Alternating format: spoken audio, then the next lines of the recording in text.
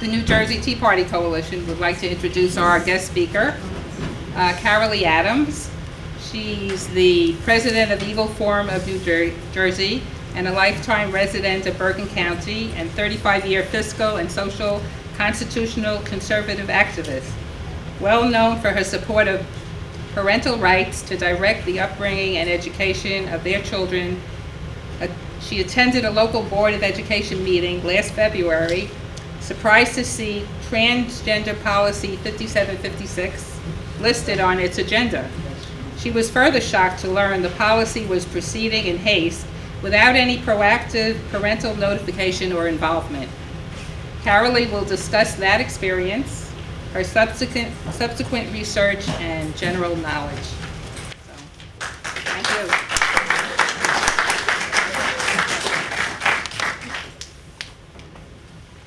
Are you ready? Okay. I am woman, hear me roar, in numbers too big to ignore. That is until now. We push women under the bus in favor of transgender rights. And that's what I'm going to talk about. The topic of my conversation is blowing up the binary. It's about the deconstruction of gender and reality. And this is a very real topic. It's not something that you can dismiss as being a passing fancy.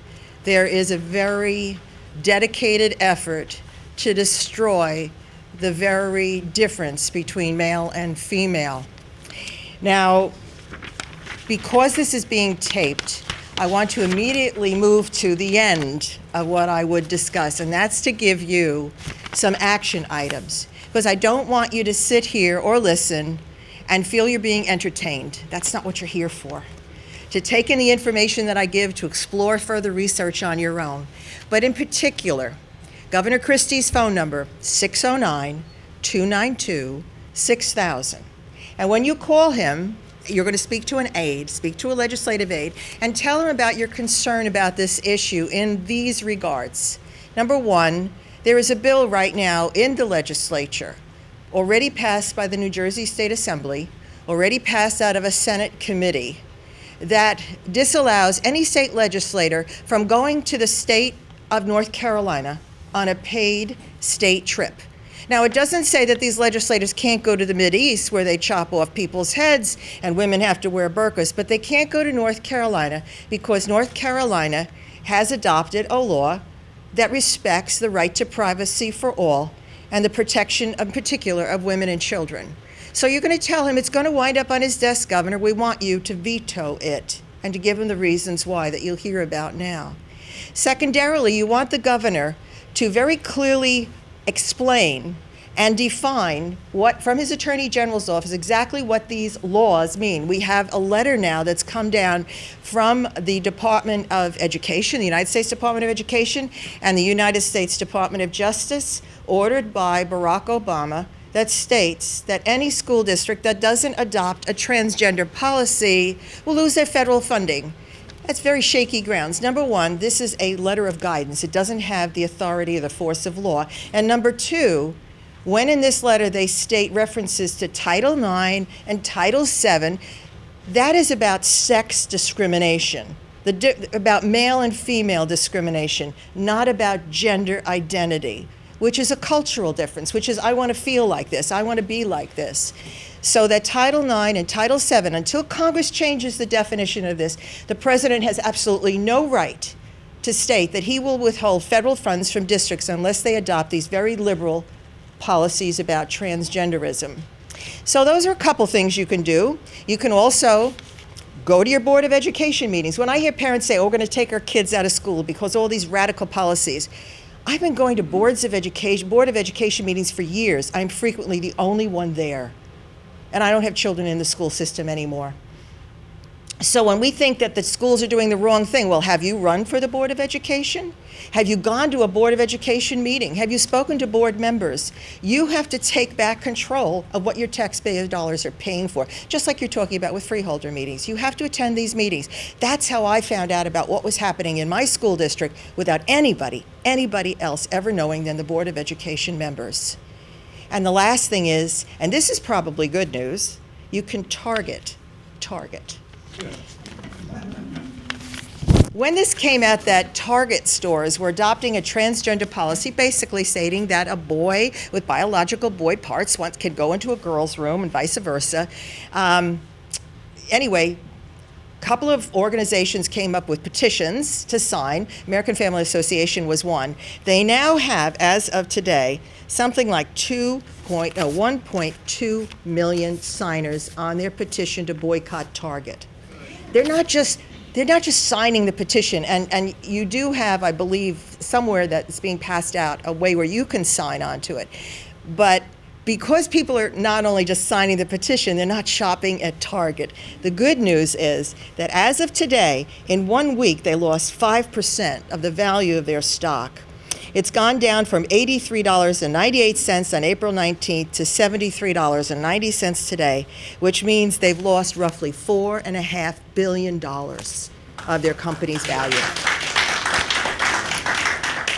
So this, the stocks in the retail business aren't doing all that great, but nevertheless, Target is doing far worse than any of their competitors. Now, let me tell you about how I got involved in this on one lonely February night. I'll go back, though, probably to last September. I was at a conference in the Midwest. The last speaker was from Australia. She was formerly a member of the Australian Human Rights Commission.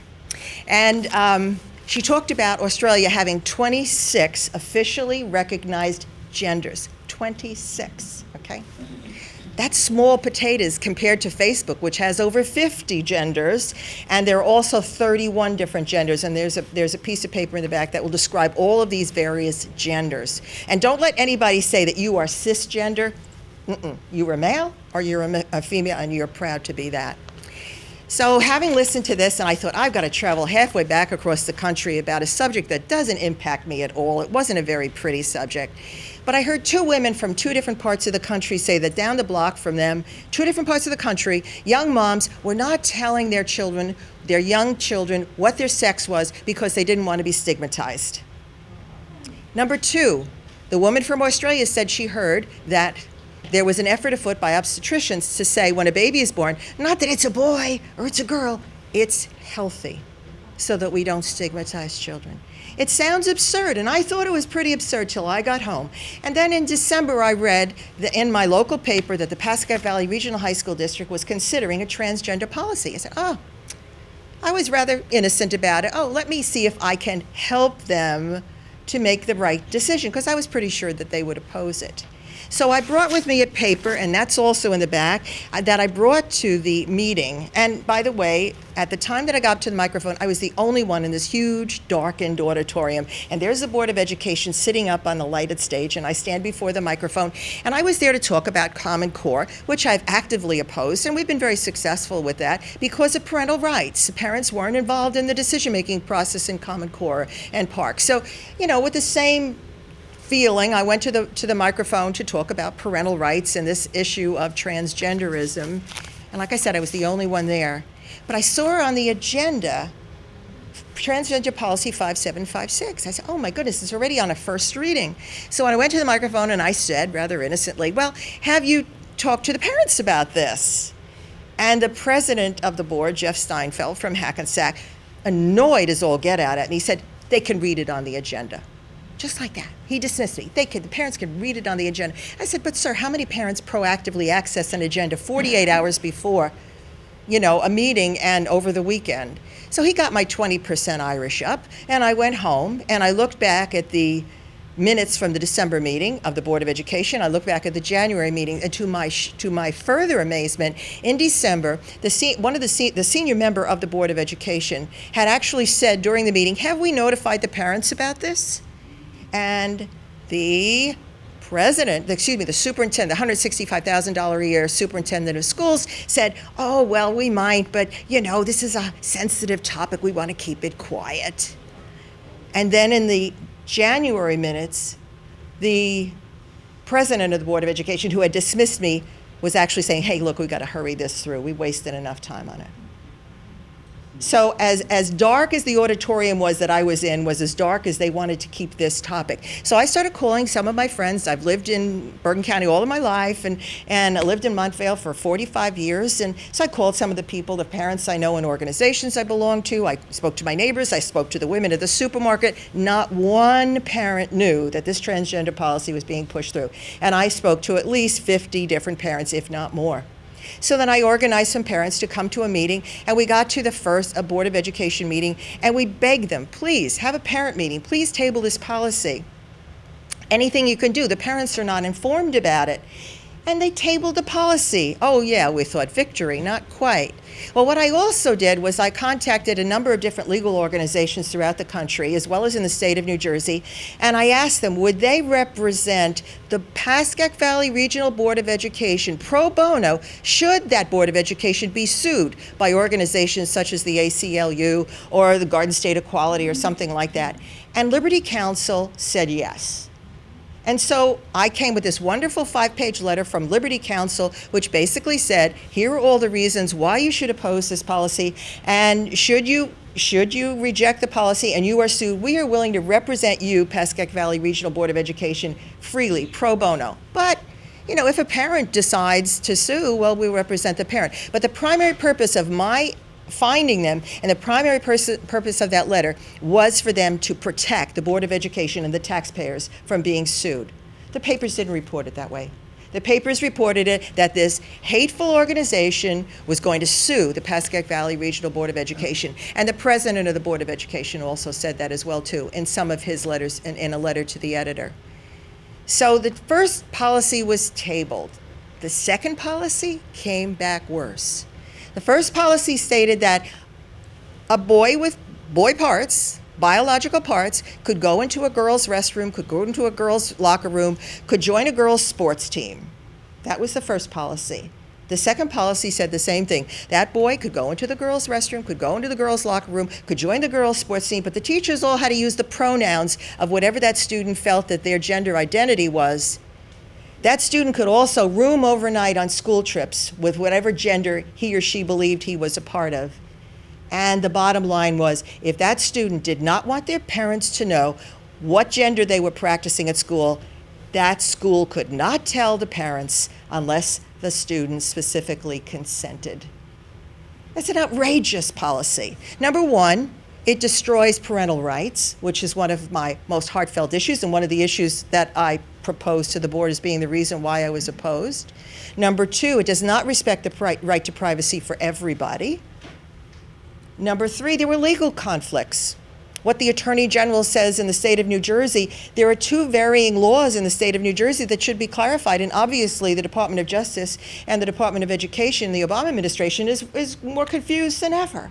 So we need clarification. They passed the policy with only one abstention, and that was the former mayor of Rivervale. So we have this outrageous policy. I found out there have been other policies passed in the state of New Jersey, and parents did not know. Westwood is one of them. Toms River has tabled their policy. Now, across the country, only North Carolina has a law to protect the right to privacy for all, to protect girls. Now, it would be naive for us to think that perverted people are not going to take advantage of this, and girls are most at risk. They really are. My daughter lives in New York City. She has a baby. She goes in to change the baby's diaper in a public restroom, and this male, female walks in after. How does she know whether this person is sexually perverted or is mentally confused? And they don't call it mental confusion. They call it gender dysphoria. So the risk is great. Even Assemblywoman Shapizi came out and opposed this policy because of the lack of parental rights and also unintended consequences.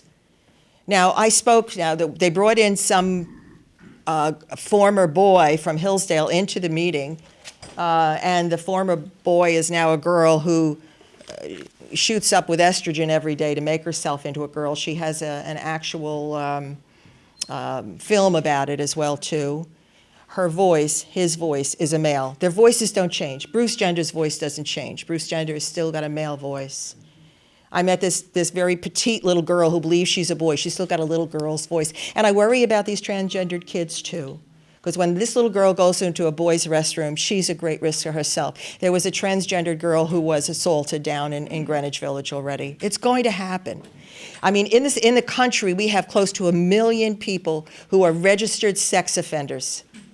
In the state of New Jersey, we have, I think, something like 87,000. Violent crimes are down, rapes are up. So there is going to be unintended consequences. I certainly don't want my daughter and my grandson or anybody else to be so abused by these awful policies by people who are politically correct. Now, I wrote a letter to the editor about my experiences. They didn't publish it. It's on the back table.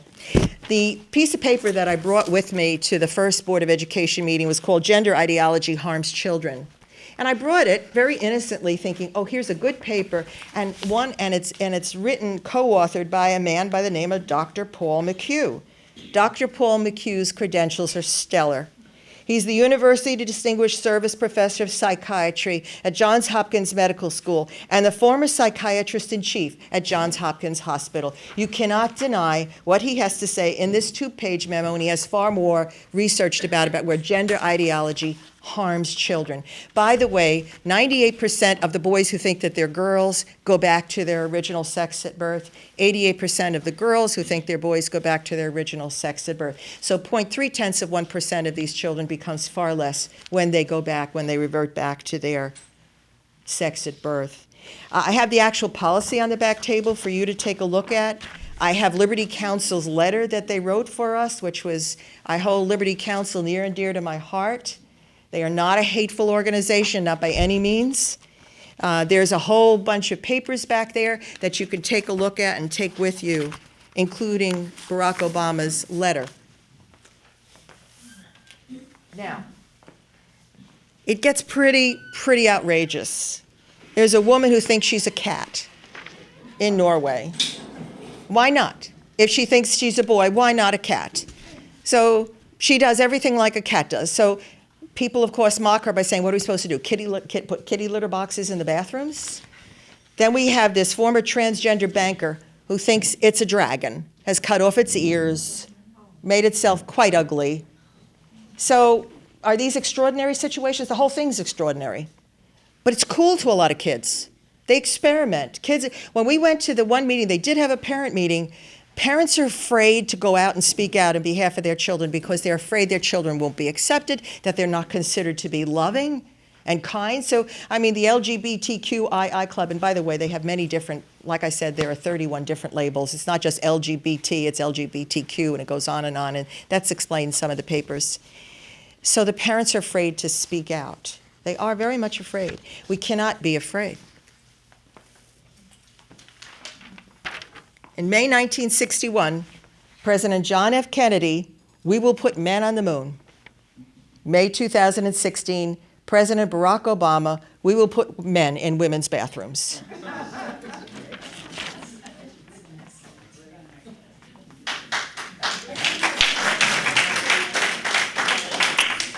Now, there have been some examples of women being raped, of voyeurism.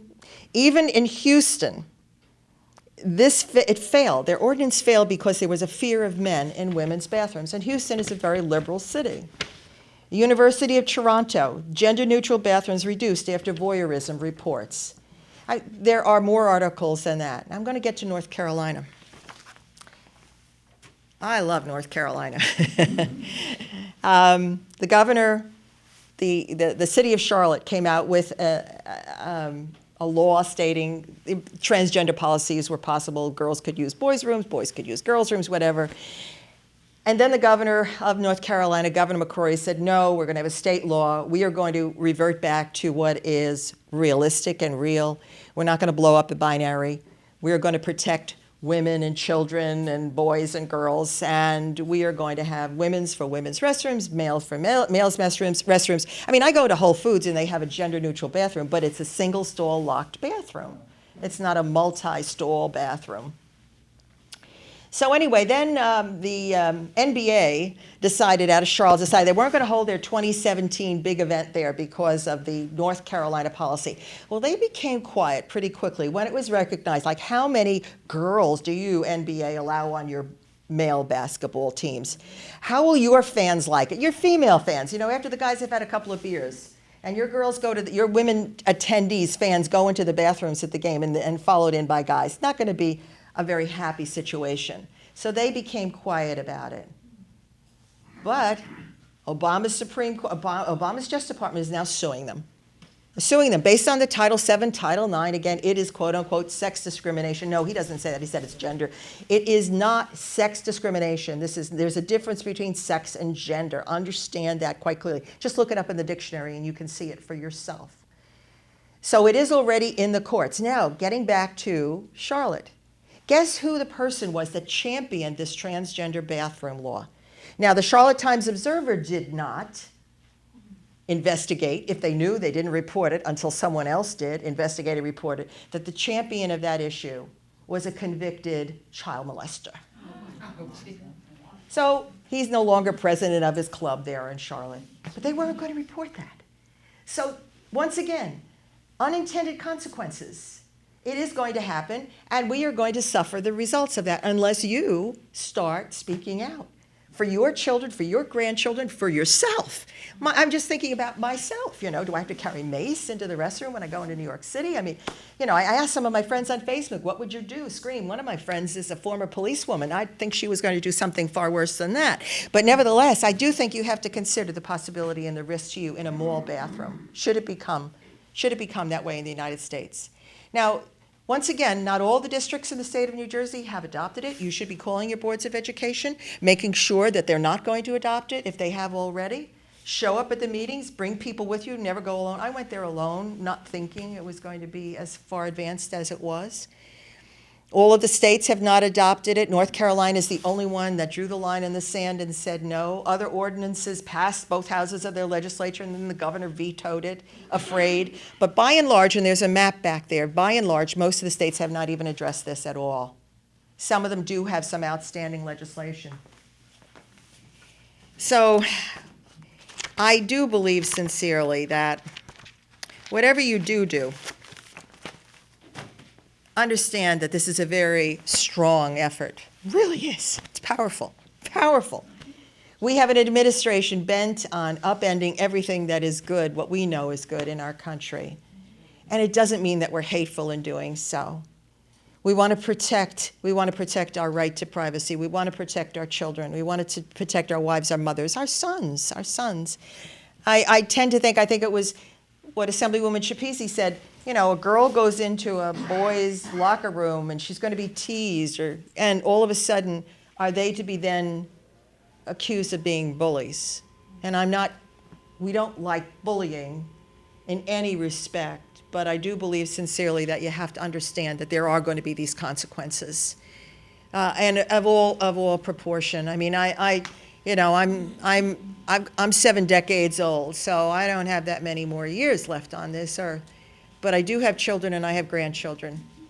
And I'm very concerned about the world in which they are being entered, in which they are raising their children. I want them to be able to go to a good public school. And again, I say, taking them out of a public school, you go to a religious school, a private school, and you want vouchers. Well, with those vouchers come federal funds and the reach of the government that expands into what was formerly private schools and religious schools. And this week, Donald Trump's coming to New Jersey. If you're going to the rally, hold up a sign. Not with my daughter, you don't. Mr. Trump gave some confusing answers to the question about the transgender bathrooms. At first, when he asked about, would you let Bruce Jenner, go into Trump Towers, into the women's bathroom? He said yes. And then Bruce Jenner made a big viral video where he went into Trump Tower and he's so ugly as a girl, I'll tell you. He doesn't cut the mustard. He's not pretty. Anyway, so he went into Trump Tower, and they made a viral video, and he said, Donald Trump said it's okay that I do this. And Donald Trump backed away a bit from it. But if you go to that rally, that's a good time for you. Grab hold of a reporter. You've got lots of things to talk about. But if this issue burns on your heart as it does on mine, then make sure you bring a sign along to that. Something or another. Not with my daughter, you don't. Not with my child, you don't. Not with my school, you don't. Not with my bathrooms, you don't. Not with my rights, you don't. Not with my right to privacy, you don't. Whatever you can think of. You have many opportunities to have your voice heard. Think about one. Think about one thing that you could do from what I say today. When I speak before people, whether it's 2 people or it's 200, I always hope that there's one person who walks away with doing something that they hadn't thought of doing before. And that's what I really encourage you to do today. And I know that many of you are already involved, actively involved, proactively involved, and I still think you can do more. And I'm hoping that you choose to do something with this issue. I can see many of you in this audience. I know you have many issues on your plate, and they're all important. This is a relatively new issue, and as I said, it's an ugly issue. It's not one I enjoy. Not one. I'd rather talk about Common Core and Park and education and things like that.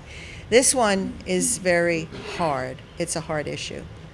So I don't know if you have any thoughts in your head about it. I'd be more than happy to explore the ideas with you, talk about whatever is on the back table, and help you to make whatever you think is a good statement of opposition to what here is absolutely wrong. And we want to have a president of the United States who, unlike President Obama, and more like perhaps Jack Kennedy to a point, is what we will do with the future men and women of America that really helps to promote this country into the great country that it should be and can be. I don't want to use Trump's statement, make America great again. We are a great country, and we have great people here. And these issues are taking away from some of that greatness. As dark as that auditorium was the night that I was there, is as dark as this issue is. It's extraordinarily dark. And I hope that you will take what I have to say with the most sincere of concern. And don't hesitate to contact me. I have a card with me. You could contact me by email, any of the things that are on the back table. But I'll help you in any way that I can. Write letters to the editor. Maybe they'll publish yours, unlike mine. But there's another opportunity for you to do that. Give it a try. Vote for people that support those good values. And once again, I thank you for your time. I won't sing again, but thank you.